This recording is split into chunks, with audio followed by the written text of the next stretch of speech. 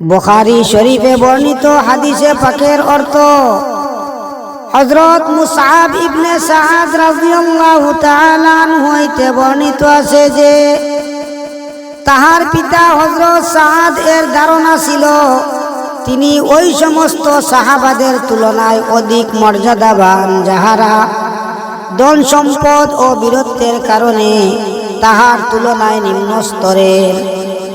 তাই নবী করিম সাল্লাল্লাহু আলাইহি ওয়াসাল্লাম তাহার সংশোধনের জন্য বলিলেন, তোমাদের দুর্বল ও অসহায়দের বরকতে তোমাদিগকে সাহায্য করা হয় এবং তোমাদিগকে রিজক দান করা হয়। সুবহানাল্লাহ। অন্য হাদিসে হযরত আবু দারদা রাদিয়াল্লাহু তাআলা আনহু বলেন, আমি রাসূলুল্লাহ সাল্লাল্লাহু আলাইহি ওয়াসাল্লামকে এই ইরশাদ করিতে শুনিয়াছি, আমাকে দুর্বলদের মধ্যে তালাশ করো, কেননা দুর্বলদের কারণেই তোমাদিগকে রিজক দান করা হয় এবং তোমাদিগকে সাহায্য করা হয়। সুবহানাল্লাহ।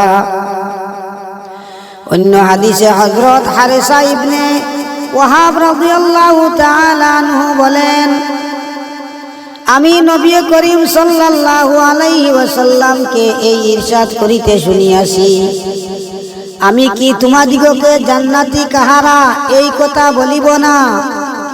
অতঃপর নিজেই ইরশাদ করিলেন, জান্নাতি হইল প্রত্যেক দুর্বল ব্যক্তি, অর্থাৎ আচার আচরণের ক্ষেত্রে যে ব্যক্তি বিনয়ী ও নম্র হয়, কঠোর হয় না, আর লোকেরাও তাহাকে দুর্বল মনে করে। আল্লাহ তাআলার সহিত তাহার এমন সম্পর্ক রহিয়াছে যে সে যদি যে কোনো বিষয়ে আল্লাহ তাআলার কসম করে যে অমুক বিষয়টি এইরূপ হইবে, তবে আল্লাহ তাআলা তাহার কসম এর লাজ রাখিয়া তাহার কথাকে অবশ্যই পূর্ণ করেন। আর আমি কি তোমাদিগকে জাহান্নামী কাহারা এই কথা বলিব না?